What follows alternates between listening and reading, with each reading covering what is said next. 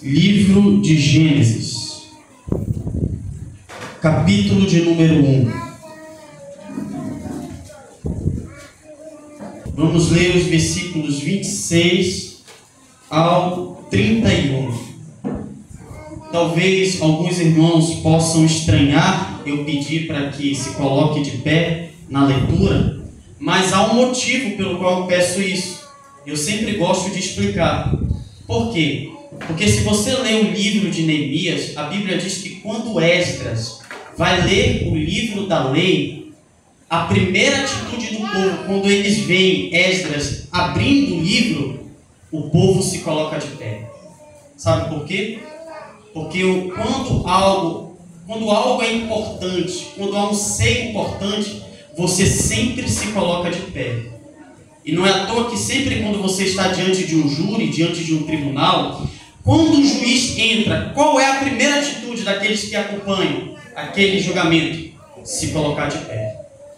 Então, se nós sabemos que Deus, Ele é um ser importante, Ele é o Todo-Poderoso, então precisamos honrá-lo. E uma das formas é se colocando de pé. Amém. Gênesis capítulo 1, versículos 26 a 31.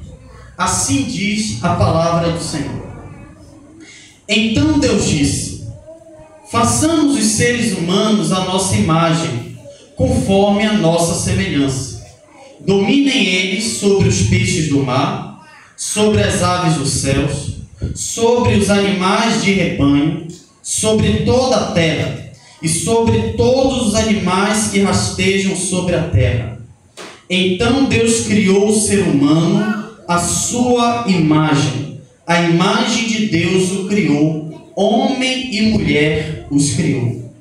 Deus abençoou e lhes disse: sejam férteis e multipliquem-se, encham e subjuguem a terra, dominem sobre os peixes do mar, sobre as aves dos céus e sobre todos os animais que rastejam sobre a terra.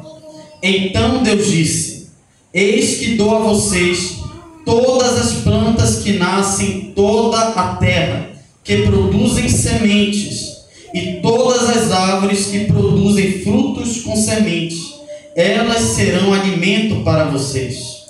Além disso, a todos os animais domésticos, ou os animais da terra, a todas as aves dos céus, e a todos os animais que rastejam sobre a terra, ou seja, a tudo que tem em si fôlego de vida, dou todos os vegetais como alimento. E assim foi. Deus viu tudo o que havia feito e percebeu que tudo havia ficado muito bom. Passaram-se a tarde e a manhã. Esse foi o sexto dia. Pai, Deus único e verdadeiro, o Deus invisível, a Ti toda a honra e toda a glória seja para todos sempre. Amém. Nesse momento, Senhor, estamos com o Teu livro em mãos e sabemos que para termos compreensão precisamos do Teu Espírito, Senhor.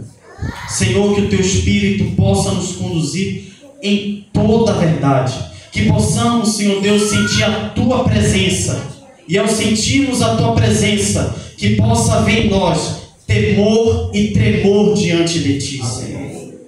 Tudo isso te pedimos, não em nossos méritos, mas nos méritos daquele que Te revelou, aquele que é conhecido como Jesus de Nazaré. É no nome dele que eu peço. Amém. Amém. Assentai-vos, por favor. Hoje eu quero trabalhar com vocês o tema Éden, princípios da mordomia cristã. Será que nós podemos encontrar os princípios da mordomia cristã no Éden? E mais, o que é ser um mordomo? E será que Deus incumbiu nossos primeiros pais dessa responsabilidade? Quando nós tratamos sobre mordomia cristã, muitos pregadores chegam diante de vocês e dizem o seguinte: olha, vocês são mordomos de Deus. Deus chamou vocês para serem mordomos. A pergunta é: o que é ser um mordomo? Muitas vezes falamos sobre mordomos ou sobre mordomia cristã, mas a pergunta é: você sabe o que é ser um mordomo? Quando você vai para o dicionário, um dos significados deste termo mordomo quer dizer o seguinte: é um indivíduo encarregado de administrar em residência alheia as tarefas domésticas cotidianas, distribuindo-as entre os demais empregados. Ou seja, é uma pessoa que administra os bens de uma irmandade ou qualquer outro estabelecimento. Em outras palavras, meus amigos, um mordomo, ele não é dono de uma propriedade. Todo aquele que é chamado para ser um mordomo, para administrar algo, isto não quer dizer que aquilo que ele está administrando lhe pertence, mas sim que ele é encarregado em administrar e muitas vezes multiplicar os bens do verdadeiro dono. É por isso que quando você ler todo o contexto bíblico, toda a história bíblica, você percebe Deus tentando iluminar a mente do ser humano, tentando conscientizar o ser humano que ele não é dono de nada, mas sim que ele recebeu uma função: administrar algo que não lhe pertence. Não é à toa que no livro Atos dos Apóstolos, página 337, a serva do Senhor vai nos trazer algo em relação ao povo de Israel. E veja o que ela vai dizer: o Senhor procurava ensinar Israel que em tudo devia ele ser o primeiro. Assim, era-lhes feito lembrar que Deus era o proprietário de seus campos, rebanhos de ovelhas e de gado, que era ele quem enviava o sol, a chuva, para que a seara se desenvolvesse e amadurecesse.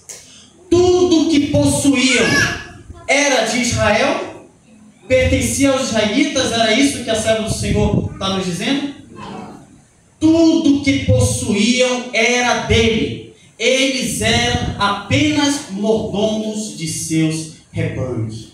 Então note bem, Deus olha para Israel e diz o seguinte: olha, vocês não são a última bolacha do pacote.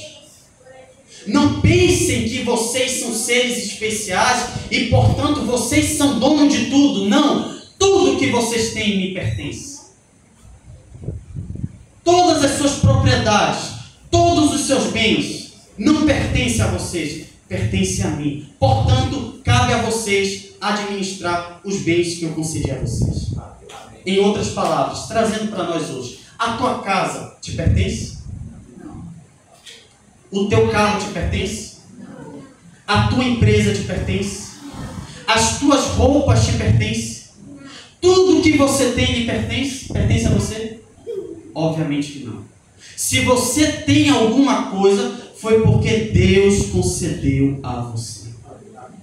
Porque Deus tenta conscientizar o ser humano de que Ele é dono de tudo e nós somos apenas administradores. Porque é intrínseco no ser humano o desejo de ter algo, de ter algum tipo de bem que pertence a ele, ao ponto dele olhar para os seres humanos e dizer: olha, tudo isso aqui, ó, me pertence. Note, olhe para uma criança. Se você, enquanto ela está brincando, aquele neném, aquele bebê, ele está brincando com o seu brinquedo, aquela criança está brincando ali com o seu brinquedo. Se você pegar aquele brinquedo e entregar para uma outra criança, essa criança que está aqui, ela vai aceitar? E mesmo que você diga: filho, olhe para o seu colega. O seu colega não tem nenhum brinquedo. Que tal você compartilhar? O que essa criança vai dizer? Não. Esse brinquedo me pertence. Mas filho, Não, não vou compartilhar, porque isso pertence a mim. Se ele não tem, é óbvio que a criança não vai dizer com essas palavras, mas é como se ela dissesse, problema é dela. Isso aqui é meu, portanto fica comigo. Então, desde pequenos, nós somos seres egoístas. Ou nós queremos que tudo que está sob o nosso controle pertença a nós mesmos. Nós nunca gostamos de compartilhar. É por isso que Deus chega para Israel e diz, olha, vocês não são donos de nada. Tudo que vocês têm nesta terra me pertence. Mas, pela minha infinita misericórdia, concedo a vocês o privilégio de administrar esses bens. E saibam administrar. Porque Deus, ele não apenas nos dá algo, mas ele põe sobre nós uma responsabilidade. E caso não cumpramos, caso não venhamos cumprir, ele vai cobrar de nós. Agora você entende, irmãos, que não é tão simples assim dizer, olha, você é um mordomo. Porque automaticamente, quando alguém chega para você e diz, olha, você é um mordomo de Deus, ao mesmo tempo que é um privilégio, gera em você uma responsabilidade. Ou você vai multiplicar os bens do teu Senhor, ou você vai se tornar uma desgraça para Ele. Ou você vai tornar o seu Senhor um motivo de chacota, de vergonha. É por isso que essa responsabilidade está sobre os meus ombros, está sobre os seus ombros. Indo mais a fundo, a serva do Senhor vai nos dizer o seguinte: Deus fez dos homens seus mordomos. Não éramos dignos desse tal cargo, mas por sua infinita misericórdia, Ele fez dos homens, dos seres humanos, seus mordomos. O Senhor fez ampla provisão para todos. Ou seja, ninguém aqui pode chegar diante de Deus e dizer, eu não sou mordomo porque eu não tenho muitos bens. Não. Deus concedeu a você o suficiente para que você venha administrar. Então, se você não consegue cumprir o seu dever, o problema não está com Deus, o problema está em você. Deus fez dois homens, mulheres, jovens, adultos, crianças. Deus fez dos seres humanos seus mordomos. O Senhor fez ampla provisão para todos. Deus deu milhares de homens, grandes suprimentos, com que aliviar as necessidades de seus semelhantes. Mas aqueles a quem Deus fez mordomos não têm resistido ao teste, pois têm falhado em socorrer os sofredores necessitados. Se os homens cumprissem o seu dever como fiéis mordomos dos seus bens, ou dos bens de Deus, nenhum clamor haveria por pão, nenhum sofredor em penúria, nenhum desagalhado em necessidade. É a infidelidade de homens que gera o estado de sofrimento em que está mergulhada a humanidade. Se aqueles a quem Deus fez mordomos tão somente utilizasse os bens do seu Senhor no propósito para que lhes foram entregues, este estado de sofrimento não existiria. Irmãos, por que no mundo predomina o sofrimento? Por que há tantas pessoas morrendo de fome? Por que há tanta injustiça em nosso meio? Por que há tanto pecado no nosso meio? De quem é a culpa, irmãos? É de Deus? Não. A culpa é de quem, irmãos? Minha. Porque muitas vezes quando nós colocamos nós muitas vezes nos escondemos. Outra coisa é quando eu digo, a culpa é minha. Por que eu estou dizendo isso, irmãos?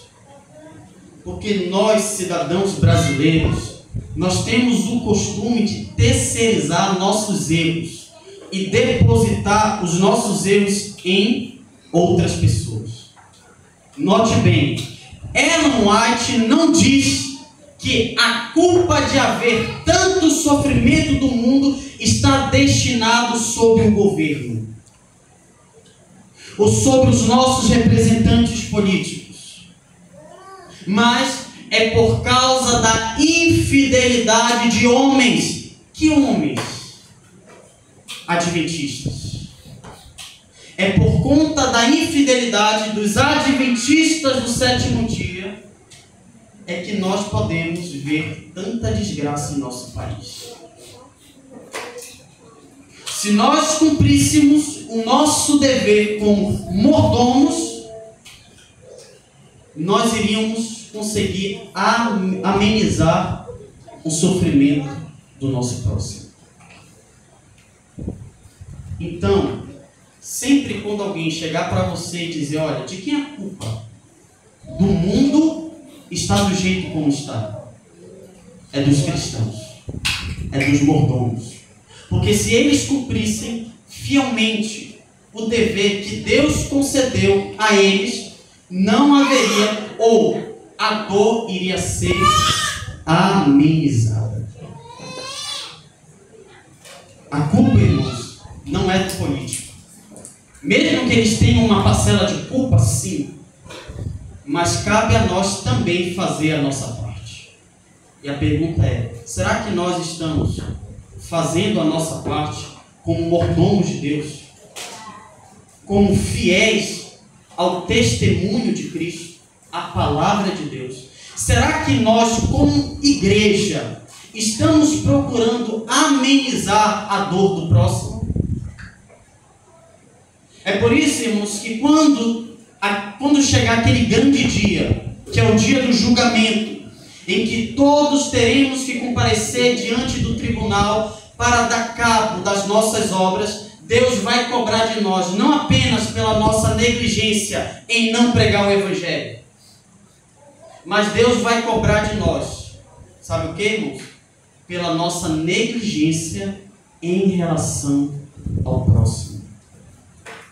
Aquilo que nós deveríamos ter feito pelo mundo e nós não fizemos. É por isso, irmãos, que para sermos dignos desse cargo, um mordomo, e para que venhamos cumprir o nosso dever, precisamos voltar para a Bíblia.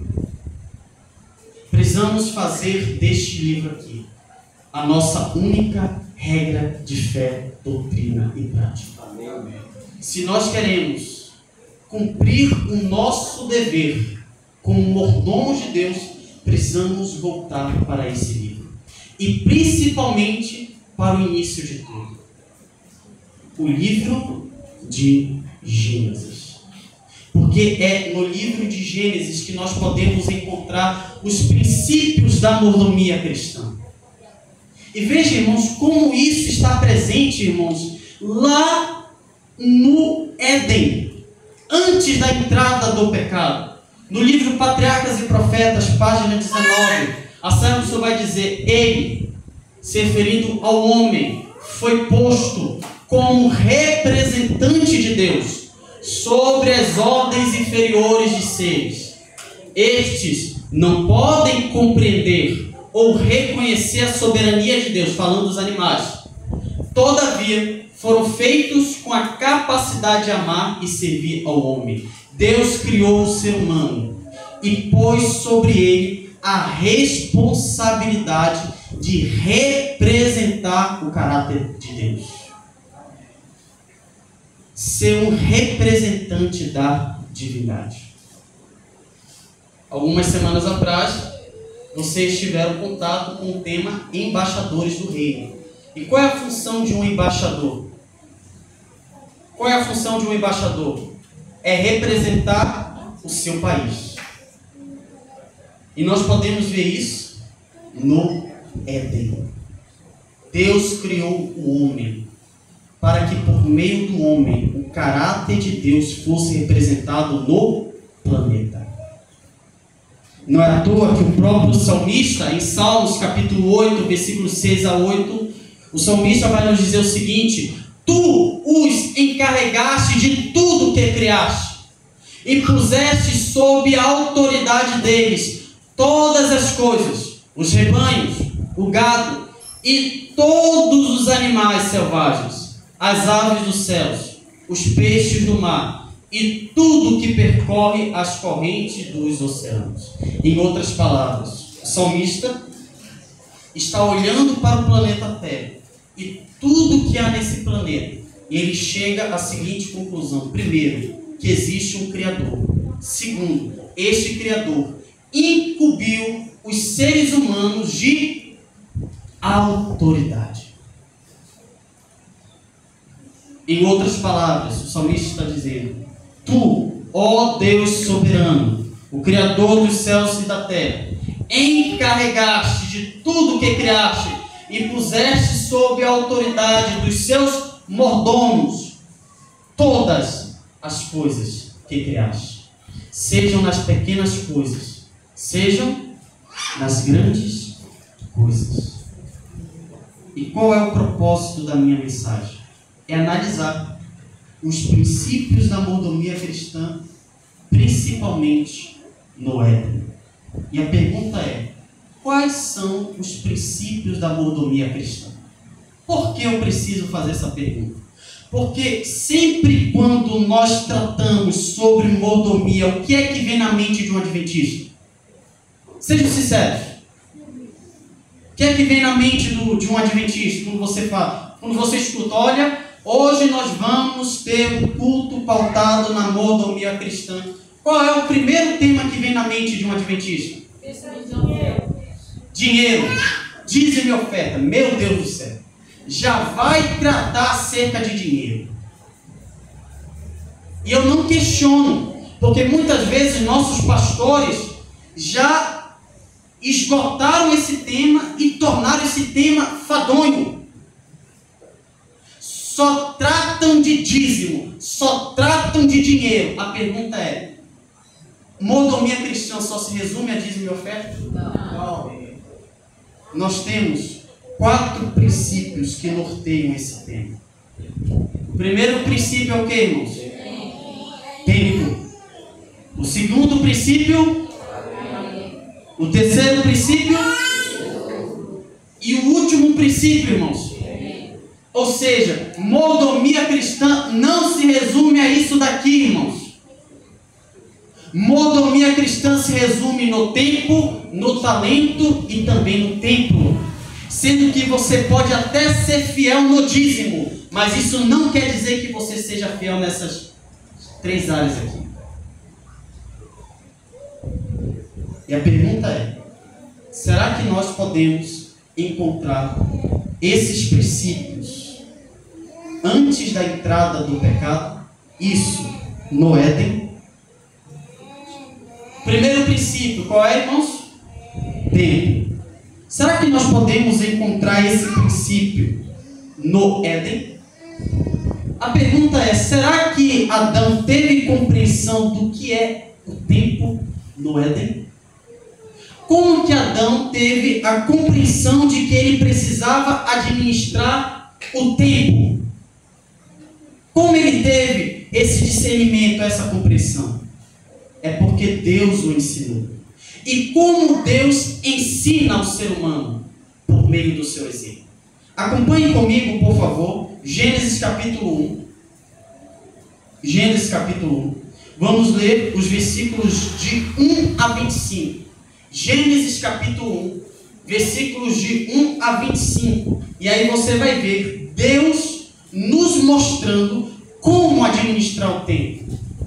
Note bem: no princípio, Deus criou os céus e a terra.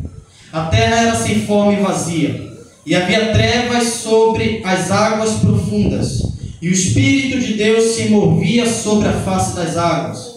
Deus disse: haja luz, e houve luz. Deus viu que a luz era boa, e fez separação entre a luz e as trevas. Deus chamou a luz dia, e as trevas chamou noite. Passaram-se a tarde e a manhã, esse foi o primeiro dia. Então Deus disse: haja um firmamento entre as águas, que faça separação entre águas e águas. E assim foi. Deus fez o firmamento e separou as águas que ficaram abaixo do firmamento das que ficaram por cima. Ao firmamento Deus chamou o céu. Passaram-se a tarde e a manhã, esse foi o segundo dia. Então Deus disse: ajuntem-se as águas que ficaram debaixo do céu em um só lugar, e apareça a parte seca. E assim foi. A parte seca Deus chamou terra, e chamou mares ao conjunto das águas. E Deus viu que isso era bom. Então Deus disse: que a terra faça brotar vegetação, plantas que produzam sementes e árvores frutíferas, cujos frutos contenham semente sobre a terra, de acordo com a sua espécie. E assim foi. A terra fez brotar vegetação, plantas que produzem sementes de acordo com a sua espécie, e árvores cujos frutos produzem sementes de acordo com a sua espécie. E Deus viu que isso era bom. Passaram-se tarde e amanhã, esse foi o terceiro dia. Então Deus disse: haja luminares no firmamento do céu, para fazer separação entre o dia e a noite. Sejam eles sinais para marcar tempos determinados, dias e anos, e sirvam de luminares no firmamento do céu para iluminar a terra. E assim foi. Deus fez os dois grandes luminares, o maior para governar o dia e o menor para governar a noite. Fez também as estrelas. Deus os colocou no firmamento do céu para iluminar a terra, governar o dia e a noite, e fazer separação entre a luz e as trevas. E Deus viu que isso era bom. Passaram-se tarde e amanhã, esse foi o quarto dia. Então Deus disse: encham-se as águas de seres vivos, e voem as aves sobre a terra, por toda a extensão do firmamento do céu. Então Deus criou os grandes animais aquáticos, e todos os seres vivos que povoam as águas, de acordo com a sua espécie, e todas as aves, de acordo com as suas espécies. E Deus viu que isso era bom. E Deus abençoou, dizendo: sejam férteis e multipliquem-se, encham as águas dos mares, multipliquem-se as aves na terra. Passaram-se a tarde e a manhã, esse foi o quinto dia. Então Deus disse: produz a terra seres vivos, de acordo com a sua espécie, animais de rebanhos, animais rastejantes e animais selvagens, cada um de acordo com a sua espécie. E assim foi. Deus fez os animais selvagens de acordo com a sua espécie, os animais de rebanho de acordo com a sua espécie, e todos os animais rastejantes da terra de acordo com a sua espécie. E Deus viu que isso era bom.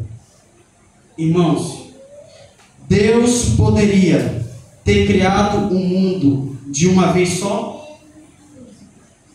Em apenas em um único dia, Deus ter criado o planeta Terra com todos esses componentes que nós acabamos de ver? Mas note bem, Deus fez tudo em um determinado dia, em um determinado tempo. Ou seja, nós podemos encontrar o princípio do tempo. E que princípio é esse? É um princípio que permeia toda a Escritura. E nós podemos encontrar em Eclesiastes capítulo 3, versículo 1, que o sábio Salomão vai nos dizer o seguinte: para tudo há uma ocasião certa, há um tempo certo para cada propósito debaixo do sol. Deus poderia ter criado tudo de uma vez? Sim. Mas Ele fez paulatinamente, progressivamente. Primeiro dia, a luz. Segundo dia, separação entre as águas e o firmamento. E assim sucessivamente. Por quê, irmãos? Porque Deus queria mostrar à humanidade que Ele é um ser organizado. Deus, Ele é organizado. E eu digo uma coisa: se você não é uma pessoa organizada, você não é um imitador de Deus. Se Deus é um ser organizado, Ele requer dos seus filhos o que, irmãos? Organização. E eu faço uma pergunta: você é uma pessoa organizada? Você sabe administrar o seu tempo? Quando você acorda, você tem uma lista de atividades, ou seja, um tempo para estudar a Bíblia, um tempo para oração, um tempo para o estudo secular, um tempo para limpar a casa, ou você não sabe administrar o seu tempo ao ponto de o seu dia ser uma bagunça. A sua rotina glorifica a Deus ou ao diabo? Se você não é uma pessoa que saiba administrar o tempo, você não é um imitador de Deus. E quando nós não somos imitadores de Deus, somos imitadores de quem, irmãos? Somos imitadores de quem, irmãos? E muitas vezes até o inimigo nos dá show. Porque até em certas ocasiões o inimigo, ele é organizado. Como que Deus ensinou a administração do tempo para Adão? Por meio do relato da criação. Deus chegou para Adão e relatou a Adão o que ele fez nos 6 dias da criação. Dizendo: Adão, saiba administrar o seu tempo, porque há um tempo determinado e tudo que ocorre debaixo desse tempo há um propósito. Portanto, saiba administrar. Qual o segundo princípio, irmãos, da mordomia cristã, irmãos? Talento. E como podemos encontrar esse princípio no texto de Gênesis? Note o que está escrito em Gênesis capítulo 1, versículo 26. Gênesis capítulo 1, versículo 26.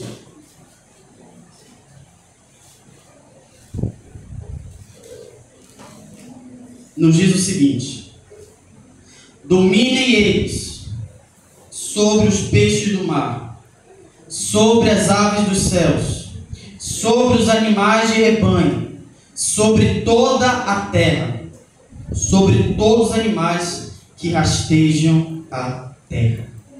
E com base nesse texto eu faço uma pergunta: como o homem dominaria sobre os animais? Qual é a ordem de Deus? Adão, domine sobre todo tipo de animal que há na terra. E como nós podemos encontrar essa administração sobre os animais? Quando você vai para Gênesis capítulo 2, versículo 19 a 20. Em Gênesis capítulo 2, versículo 19 a 20, vai nos dar um detalhe que o capítulo 1 não nos traz. Porque no capítulo 1 nos revela a ordem. E qual é a ordem de Deus para Adão? Domine. Agora, como Adão iria dominar? Gênesis 2, 19 a 20, diz que o próprio Deus traz diante de Adão todos os animais. E qual foi o papel de Adão, irmãos? Com base em Gênesis 2, 19 a 20, irmãos. Ele vai nomear os animais. Seu nome será macaco, seu nome será leão, e assim sucessivamente. Ou seja, irmãos, Deus forneceu ao ser humano dons.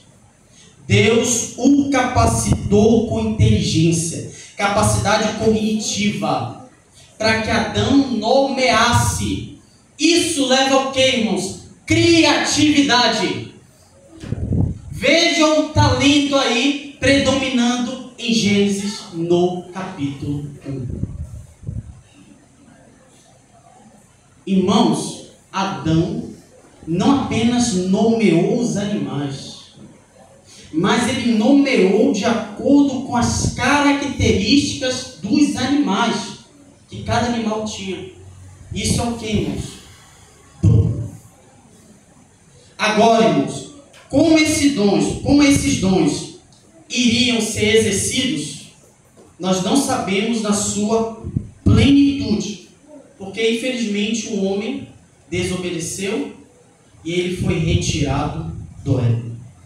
Mas o que nós temos revelado é que a partir do Novo Testamento, após a morte de Cristo, agora no contexto da igreja, o Espírito concede dons espirituais e cabe a você descobrir que dom ele lhe deu.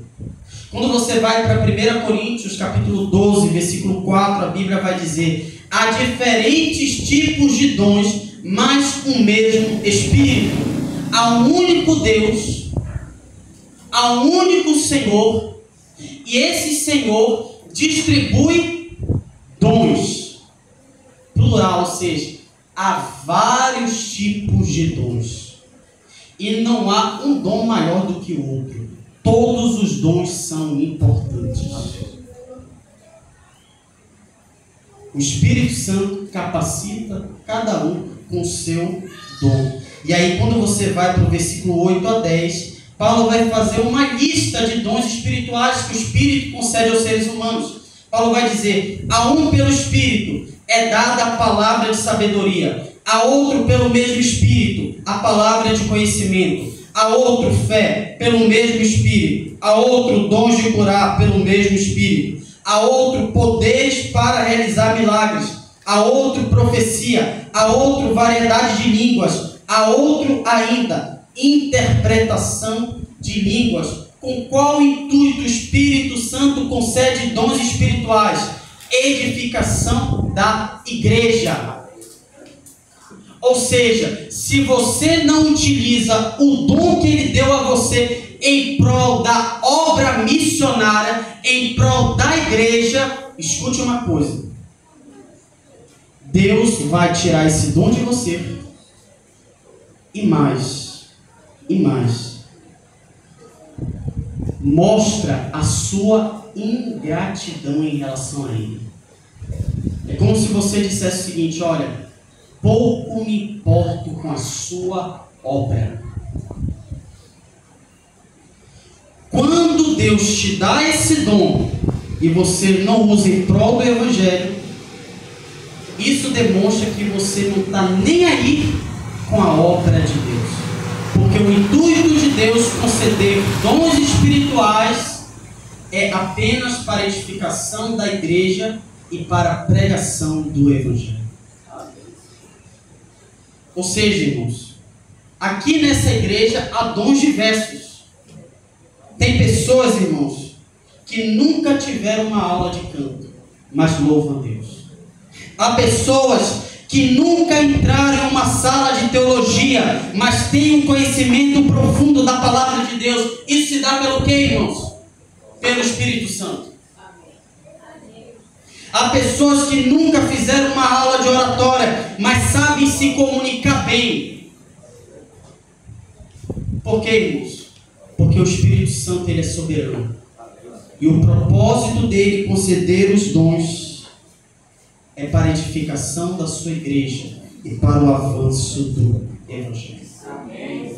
Você é grato a Deus pelo dom que ele concedeu a você? Você tem usado esse dom para a glória de Deus ou para a sua glória?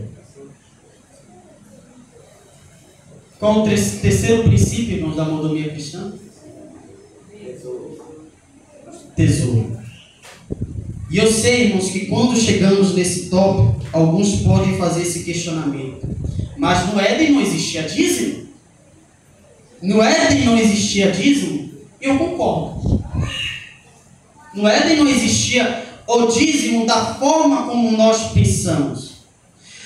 Mas uma coisa precisa ficar clara: é que, primeiro, tudo que há na terra pertence a quem? Salmo 24, versículo 1. Ao Senhor pertence a terra, e tudo que nela contém, o mundo e os que neles habitam. tudo pertence a Deus. Tudo que há nessa terra pertence a Ele. Irmãos, quando nós lemos o relato de Gênesis, nós não encontramos o dízimo explicitamente, de uma forma explícita, mas de uma forma implícita. Por quê? Qual é o princípio do dízimo, irmãos? Separar. Quando você recebe o seu salário, qual é a primeira atitude que você deve ter como mordomo de Deus? Separar a 10ª para o reino de Deus. Então, qual é o princípio do dízimo, irmãos? Separar. Nós podemos encontrar esse princípio no tempo. Você já dizimou o seu tempo para Deus? Você já separou um tempo para estar em comunhão? Eu não digo, irmãos, uma leitura de 5 minutos. Eu estou falando de horas afinco, estudando a palavra de Deus. Você já dizimou o seu tempo para Deus? Você já separou os seus talentos para a obra de Deus? Estamos falando do templo, e nós sabemos que o nosso corpo é o santuário, é o templo do Espírito Santo. Você já separou coisas que podem beneficiar o seu corpo? Ou seja, irmãos, mesmo que no Éden não exista de uma forma explícita o dízimo, mas de uma forma implícita, nós podemos encontrar o princípio dele. E qual é o princípio do dízimo, irmãos? Separar. E eu faço a pergunta: você tem separado um tempo para Deus? Você tem separado o talento, os teus talentos para Deus? Você tem separado coisas que podem beneficiar o seu corpo para a glória de Deus? Por último, irmãos, qual é o último princípio que nós podemos encontrar, irmãos, na mordomia cristã? Templo. E aonde nós podemos encontrar esse princípio? Note novamente o texto de Gênesis capítulo 1, versículo 26 e 27. Não feche a sua Bíblia. Não feche a sua Bíblia. Deus está falando com o seu povo. Então Deus disse: façamos os seres humanos à nossa imagem, conforme a nossa semelhança. Versículo 27. Então Deus criou o ser humano à sua imagem. A imagem de Deus o criou. Homem e mulher os criou. Você não vê isso dirigido aos animais. Você não vê a Bíblia dizendo: e Deus criou o leão conforme a sua imagem, conforme a sua semelhança. Você não vê Deus falando: Deus criou um coelho, uma leoa, um leopardo, a sua imagem e semelhança. Mas quando vai tratar do ser humano, Deus olha para os seres humanos e diz: vamos tornar este ser conforme a nossa imagem. Em outras palavras, se a criatura quisesse conhecer o Todo-Poderoso, ela precisava olhar para quem, irmãos? Para o ser humano. Se você quisesse conhecer o Criador, se você quisesse ver o Criador, você precisava olhar para a criatura, porque a criatura era o reflexo de que existia um Criador, um ser que criou todas as coisas. Mas aí eu faço uma pergunta: será que nós somos a imagem e semelhança de Deus após a entrada do pecado? Será que nós podemos olhar para esse texto e dizer: esse texto se aplica a nós após a entrada do pecado? Não. Porque o homem e a mulher, ambos, desobedeceram a Deus. Ambos tocaram em algo que não lhe pertencia. E eu quero fazer uma ponte para aquilo que aconteceu com Adão, com o relato de José. José, na casa de Potifar, ele era o que, irmãos? Mordomo. Potifar chegou para José e disse: José, tudo que eu tenho lhe pertence, mas só uma coisa que você não pode tocar, é na minha mulher. Nessa você não pode ter.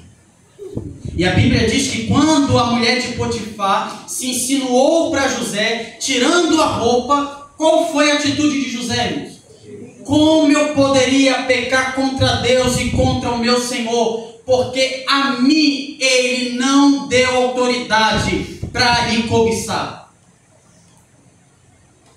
Adão e Eva cobiçaram algo que não pertencia a eles. José fugiu. Adão e Eva comeram do fruto, se apropriaram de algo que não pertencia a eles. E por consequência o pecado entrou no mundo. E a imagem e semelhança de Deus fora manchada, ao ponto que a Bíblia diz que nós somos filhos da ira. Quando nós viemos a esse mundo, nós nascemos debaixo do pecado. Nós somos filhos da ira, inimigos de Deus. Nós, irmãos, ao pecarmos, perdemos tudo, até a posição de mordomos. Mas muitos nesse momento podem me olhar e dizer o seguinte: mas Gabriel, você acabou de dizer no início da mensagem que nós somos mordomos de Cristo, que Deus fez dos seres humanos seus mordomos. Mas você acabou de dizer que após a entrada do pecado, nós perdemos esses privilégios. Só uma forma de um ser humano ser considerado mordomo de Cristo: a cruz. E aquele que foi crucificado nela pôde restaurar aquilo que nós perdemos. Estávamos longe de Deus, perdemos o título de mordomos. Mas quando eu olho para a cruz e vejo aquele que foi crucificado, e quando eu aceito o seu sacrifício, ele me capacita a ser um mordomo. E é por meio do sacrifício de Jesus que Paulo vai dizer em 1 Coríntios, capítulo 3, versículo 16: vocês não entendem que são o templo de Deus e que o Espírito de Deus habita em vocês? A imagem e semelhança após a entrada do pecado foi manchada, desfigurada. Mas Deus a restaura, sabe em que momento? Na cruz. É na cruz que o pecador, que o escravo é chamado agora para ser mordomo. E é na cruz, é por meio da cruz, que nós podemos ter o privilégio de sermos a habitação do Espírito Santo. É por isso, irmãos, que por meio dessa imagem, grave bem essa imagem, grave bem essa imagem. E eu quero ler novamente com vocês o texto que eu li lá no início do Espírito de Profecia. E é com ele que eu quero encerrar. Se os homens cumprissem o seu dever como fiéis mordomos de Deus, nenhum clamor haveria por pão, nenhum sofredor em penúria, nenhum desagalhado em necessidade. Sabe por que ainda nós não cumprimos o nosso dever? Porque ainda não temos noção do sacrifício de Jesus. Porque se nós tivéssemos essa noção, não seríamos tidos como infiéis.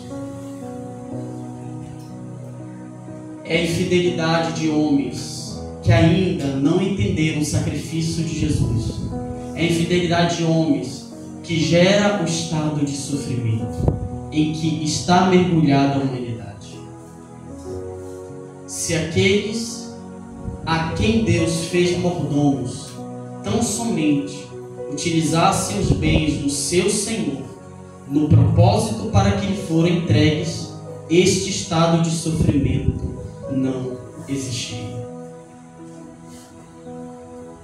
Se nós entendêssemos o que Cristo fez por nós na cruz, não receberíamos este título aqui, infiéis.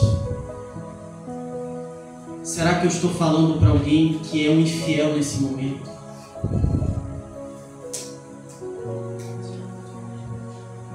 Quer sair dessa condição espiritual? Quer sair dessa condição espiritual? Aqui está a solução. A cruz. Pois o próprio Jesus disse: quando eu for levantado, atrairei todos a mim. Quer cumprir o teu dever? Olhe para a cruz de Cristo. É por isso que Paulo disse: eu me glorio na cruz de Cristo. Vivo não mais eu, mas Cristo vive em mim.